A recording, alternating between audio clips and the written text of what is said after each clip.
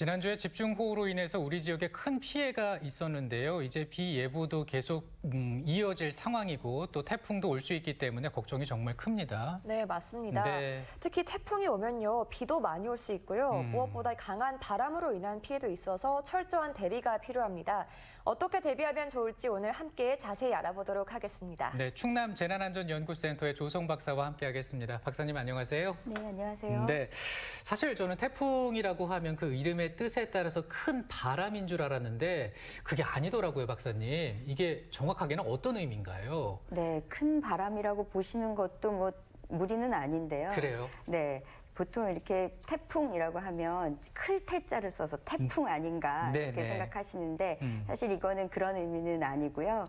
그 영어에서 우리가 타이푼이라고 하는 네. 것을 이제 음차해서 쓰다 보니까 한자로 표현을 할 때 뜻도 비슷하고 말도 비슷하고 해서 태풍하는 의미의 태자를 써서 태풍이라고 쓰는데요. 이 타이푼이라는 말도 사실은 폭풍우의 신이라고 하는 티폰에서 왔다고 하거든요. 네. 뭐 중국에서도 사실은 비슷하게 이렇게 회오리 쳐서 빙글빙글 돌리는 바람 이런 뜻으로 구풍이라는 말을 과거부터 썼다고 합니다. 그런 의미에서 이 태풍들은 사실은 비와 함께 바람을 크게 가져오는 이런 현상들을 우리가 연상을 해볼 수가 있는데요. 네.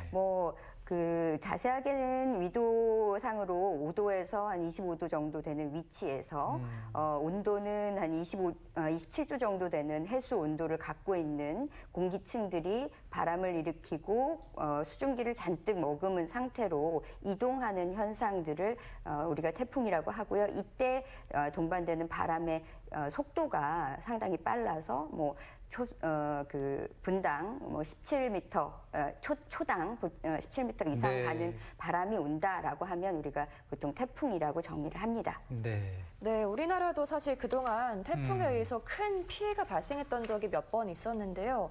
지금 언뜻 떠올려도 몇 가지 이름들이 생각이 나는데 어떤 태풍들이 있었나요?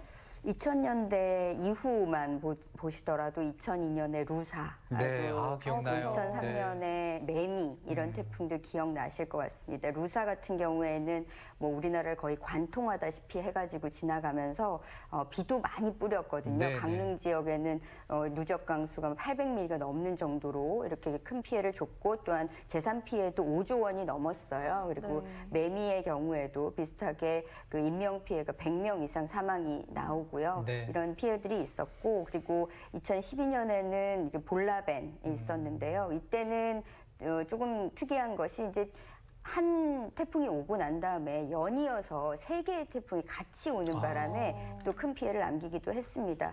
과거에 아주 멀리까지 가보면은 사실은 우리나라에 가장 큰 인명 피해를 줬던 것은 1959년이었는데 태풍 사라오였습니다. 그래서 그때 사망만 800명이 넘는 그런 큰 피해가 있었습니다. 네, 지금 이 말씀하신 태풍들을 보면은 우리나라에 이제 큰 피해를 입히다 보니까 많은 사람들이 태풍 하면은 나쁜 것, 재난 이렇게 생각을 많이 하잖아요. 그런데 꼭 그런 것만은 아니라면서요. 사실은 이게 이제 태풍이라는 것이 열 때문에 생기는 거잖아요. 네네. 태양으로부터 이제 지구가 열을 받는데 우리가 평면으로 있는 것이 아니기 때문에 사실 각자가 받는 열의 양이라는 게 조금 차이가 있습니다. 우리가 크게는 낮과 밤도 차이가 있고요. 계절도 차이가 있고 이러다 보니까 열의 불균형이 생기거든요. 이 불균형을 자체적으로 해소하기 위한 노력들이 사실 지구 안에서 일어나게 되면 그게 기상현상으로 나타나고 그 중에 하나가 대표적으로 태풍이 되는데 말씀하신 것처럼 태풍이 발생을 하면 사실 그 바닷물이 높이 일어나게 되잖아요. 네. 그래서 파도보다 높은 수준으로 바닷물을 일으키게 되면 이 사이로 사실 공기층이 유입이 되니까 실제로 해조류가 번식을 한다든지 어류가 서식을 한다든지 이런 데 도움을 주게 되고요. 그리고 대륙 안으로 들어온다고 하면 미세먼지 같은 오염물질도 씻어내는 역할을 하게 됩니다. 그래서 사실은 이제 자연 현상으로만 본다면 열의 순환 내지는 열의 균형을 이루기 위해서는 필요한 그런 작동이라고 봐야 되겠죠. 네, 그런 태풍의 순기능도 있었습니다. 근데 이제 태풍의 그 주 에너지원이 해수지 않습니까? 올여름은 유독 습하고 또 많이 더웠기 때문에 태풍의 위력이 더 강력하지 않을까 싶은데 어떻게 좀 전망을 하고 계세요? 우선 이제 지구 온난화가 심해지면 사실은 태풍의 숫자도 많아질 것이다. 그리고 태풍의 크기도 커질 것이다. 또 많은 관측에서는 속도도 느려질 것이다 해서 피해 면적도 넓어지지 않을까 이렇게 전망을 하고 있습니다. 네. 실제로도 그렇고요. 그런데 다행히 올해 우리나라에는 뭐 영향을 미칠 만한 태풍이 좀 줄어들 거다라는 예보들이 있어요. 그렇군요. 통상 이제 한 해에 27개 정도의 태풍이 발생을 하게 되는데 그것이 모두 다 우리한테 영향을 주지는 사실은 않고요. 그중에 이제 우리나라에 직접적으로 영향을 미치는 태풍들은 조금 그 차이가 있을 텐데 사실은 숫자가 적어진다고 해서 피해 규모가 적어진다는 장담은 할 수가 없거든요. 그렇죠. 그래서 올해는 특히나 뭐 숫자는 적다고는 하지만 우선 장마 기간에 비가 집중적으로 내렸었기 때문에 지반이 약해져 있는 상태입니다. 그래서 각별히 또 주의가 필요할 것 같습니다. 네. 네, 자 그럼 본격적으로 태풍이 발생하기 시작하면 어떻게 대비를 해야 할지 알아보도록 하겠습니다. 네. 이게요, 먼저 발생을 해서 어떻게 이동을 하고 그 다음에 어떻게 소멸하는지까지 잘 알아두는 게 필요할 것 같아요.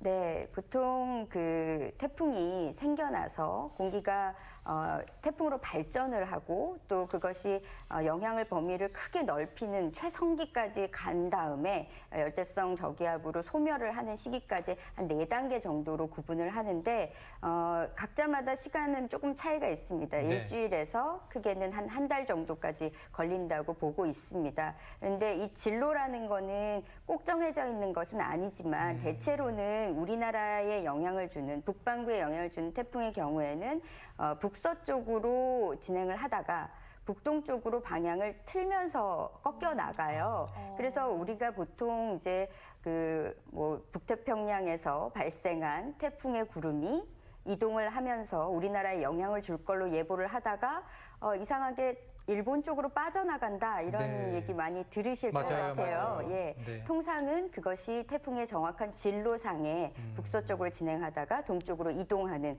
그 진로 안에 있는 경우라고 보는데요. 말씀드린 것처럼 개별의 모든 태풍들마다 진로가 정해져 있는 것은 아니기 때문에 기상 예보에 좀 귀를 기울이셔야 될 필요가 있습니다. 네. 네, 그리고 태풍이 오면은 항상 그 큰 비도 동반이 되잖아요. 이번에도 비가 너무 많이 와가지고 또 걱정이 되는데 이렇게 태풍으로 인해서 비가 많이 내리게 되면은 어떻게 대처를 하면 좋을까요? 비가 올 때는 우선 이번 집중호우 때도 많이 보셨겠지만 배수구 막혀서 역류하는 문제들이 많이 발생을 합니다. 도시화가 되면 어쩔 수 없는 현상이기도 하고 그 구조적인 문제를 개개인들이 풀기가 어렵기 때문에 사실은 집 주변에 있는 하수구나 배수구 같은 거 점검을 좀 해보시는 것이 좋겠고요. 네. 가정에서도 마찬가지로 하수구 역류하지는 않는지 확인 한번 해보시는 게 필요합니다. 그리고 침수가 예상되는 뭐 건물이나 아파트 지하 주차장 같은 곳들은 그 물막이 판을 설치를 한다든지 아니면 그 모래주머니 같은 것들을 쌓아서 좀 대비를 하시는 것도 필요할 것 같습니다. 네. 그리고 이제 우리가 그 대피할 장소 이런 걸 좀 찾아보고 싶은데 이런 걸 좀 쉽게 알 수 있는 방법이 혹시 있을까요? 우선 대피 장소 같은 경우에는 지자체 홈페이지에도 많이 알려놓았고요. 네, 네. 국민재난안전 포털이라는 것이 있습니다. 네. 그래서 행정안전부에서 운영하고 있는 것인데요. 각종의 안전정보들이 많이 수록이 되어 있으니까 평상시에도 한 번씩 찾아보시면 우리 주변에는 뭐가 있나 한번 보시면은 좀 도움이 될 것 같고 혼자만 보지 마시고요. 네. 가족이나 친지분들께도 함께 공유하시면 더 좋겠습니다. 네. 네. 그리고 이제 응급 약품이나 뭐 식수 이런 것도 좀 준비가 필요하겠죠. 만약에 태풍이 온다면. 네, 그렇습니다. 집 주변에 뭐 산사태 위험이 있다던가 한다면은 특히나 이런 위험 요소들 미리 파악해 두시는 거 함께 응급 약품이라든지 또 식수, 생수 같은 거 미리 좀 준비를 해주시면 좋겠고 특히나 이렇게 대피 장소까지 이동하는 경로가 있을 거잖아요. 네, 네. 그 경로 위치 안에서 좀 위험물은 없는지 미리 좀 살펴보시고 안전한 구역을 돌아서 이동하시면 좋겠습니다. 알겠습니다. 근데 이제 태풍이 또 위험한 게 강력한 바람이거든요. 이 바람으로 인해서 뭐 간판이 날아다니다든지 나무가 꺾인다든지 이런 걸로 인해서 인명 피해도 발생할 수 있잖아요. 네. 이럴 때는 어떻게 하면 될까요?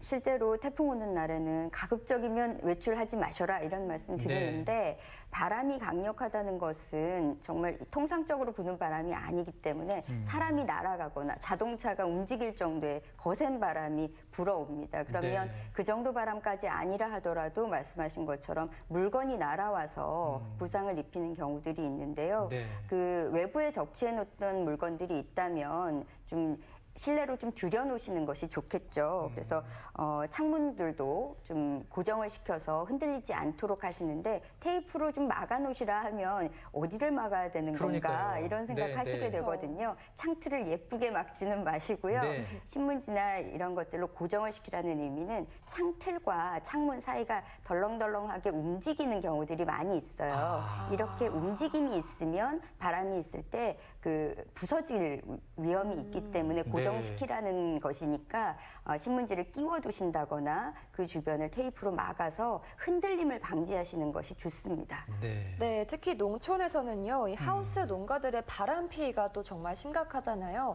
이런 것도 대비를 미리 해야겠죠. 네, 시설하우스 재배하시는 분들 좀 고생이 많으신데 사실은 비닐끈 같은 걸로 단단히 묶어서 결박을 시키는 것이 그래도 도움이 됩니다. 네네. 그래서 농경지 침수되는 곳도 위험이 좀 염려되시겠지만 미리 물고 같은 거 보셔가지고 이동을 자제하셔서 인명 피해를 줄이실 수 있도록 좀 신경 쓰셔야 될 것 같습니다. 네, 그리고 바다나 강에서 어업하시는 분들도 계시잖아요. 이분들 같은 경우에는 태풍을 좀 어떻게 대비를 해야 할까요?